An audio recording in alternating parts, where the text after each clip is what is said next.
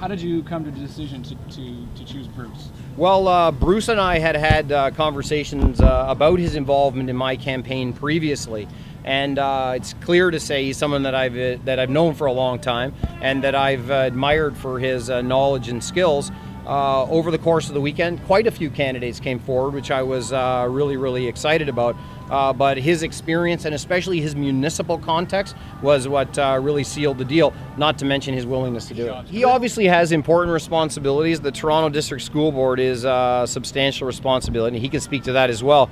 But it's a part-time role. They pay about $30,000 a year to the chair.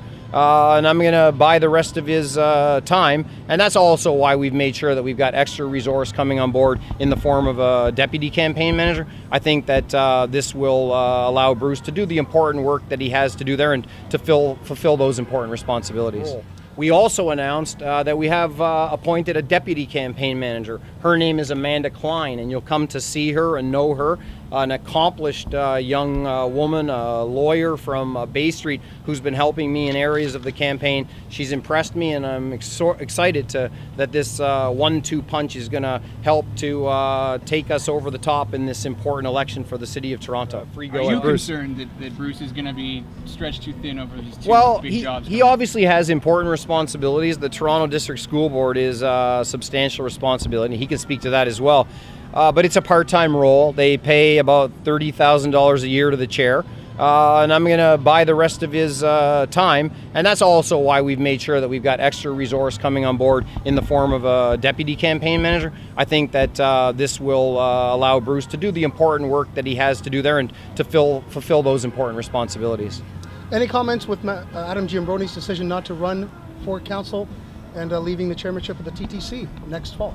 Well, Adam is an impressive young man, one of the more gifted members of City Council. He's demonstrated at an age things that I hadn't achieved, and I have no doubt if he has an interest in being in politics on the long term, there will be lots of opportunities for someone like Adam Giambroni to be involved in public service. That he's decided to step out of politics at this point is a personal decision that I'm sure was difficult to come by, but we just want to offer him all the very best. I know that he's someone that has worked tirelessly on behalf of the things that he believes in, and it'll make for a very interesting race in that ward, that's for sure. You've repeatedly called on him to step down, though. Should he step down now? Well, I'm of the opinion overall that the TTC's got a little bit too much political involvement in its operations, and I think he's part of that style. I don't have the power to get him to step down, only to encourage it, and I stand by those comments, but the campaign draws nearer, and I think the campaign will be a chance to talk about what is the model for governing the Toronto Transit Commission. I'm personally of the view that we should have a board there that's got more skills than just politicians. George, you had some fun with sports. Name names. No, I'm just kidding. Well, obviously the race for mayor in Toronto is going to be a competitive race. There's something like close to 30 candidates that are running. I could say I don't think any one of them has got a campaign that has built as much capacity as mine, but they got to do what they got to do, and I got to do what I got to do. I'm going to be able to do that going forward with one of the most accomplished and experienced campaigners known to the City of Toronto. He's from my homeland of Etobicoke, and his expertise gives me great confidence, and we're looking forward to moving forward as partners to help to deliver the kind of campaign that can deliver opportunity to the City of Toronto. Why did your previous campaign manager leave? Well, Jeff Bangs is somebody that came into that role through my encouragement 3 or 4 months ago. Really, already the life of 3 provincial election campaigns has occurred in this race, and the campaign is a very demanding experience. He's brought us a long way in a lot of pieces of the operation of the campaign. I'm extraordinarily happy with where we're at, but the campaign has a lot of demands on personal time, and demands from a candidate who has demands, and accordingly he determined that it wasn't going to be compatible with his personal life and business experience to be able to move forward. And tonight I thanked him to rousing applause from those that have had the chance to work alongside him, and we'll always value him and the work that he's done to bring us to this stage, and now we get to take it to the next level. George, what about these possible bike lanes on University Avenue? Well, you know, I'm of the opinion that in a city like Toronto, you have to have an integrated transportation plan that isn't about pitting one form of transport against another. I've said clearly with respect to bike lanes that I see a place for them, but for now I think that we need a timeout on the implementation of further bike lanes.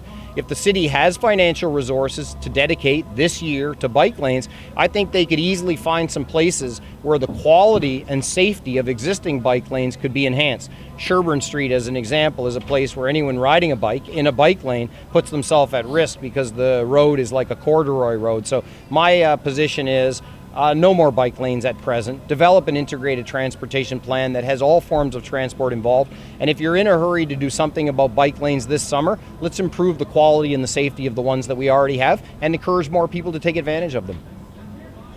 Thanks, everybody. All right, I'll leave thanks. Bruce in your capable hands. Thank you. Thanks.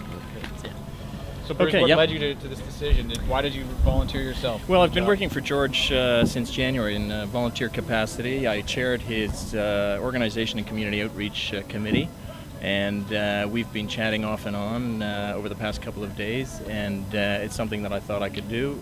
We've worked together off and on for 15 years on different political campaigns, so we have a good relationship, and it just felt right. I think it's important for the city.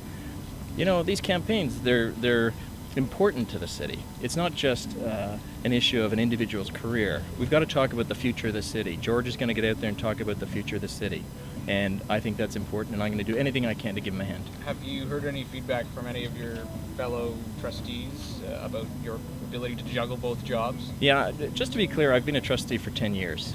I've got a pretty good feel for the rhythm of the job.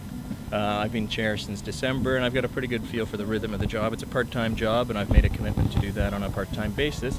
I did consult with a couple of colleagues before taking it on, and you know, people are supportive. There's a real nexus or a connection between city issues and school board issues. So, you know, I have to maintain the separation in terms of my public policy role or public office role, but I have a pretty good feel for the issues. When you talk about unleashing George, what does that mean? Well, you know, I think it's important that we talk about the future. I think it's important that George be allowed to get out there and talk about the future of the city. There's been a lot of talk about the past. There's a lot of talk about, you know, the budget this week or this issue at City Hall or what's the Miller administration doing. And I think at some point we've got to turn this and talk about where we're going to go. So that's an important part of it. I've chatted with George about that. And he's aching to do it. He's aching to get out there and talk. So I think you'll see in the coming weeks a lot more George. We need more George. So why hasn't it happened so far? Well, I guess the rhythm of the campaign. You do try and get a lot of ducks lined up before you go public with certain things. We're at the point now, and Jeff Bangs has done a fantastic job getting the campaign to the point that it's at right now. I think in terms of policy development and fundraising, all the internal administrative things, the campaign organization, it's in good shape. So I'm inheriting a pretty good operation, and I think you'll see it turn in the next few weeks. I think you'll see more of George. So, any other questions? Good. Great. Thank Okay, you. good. Thanks, guys.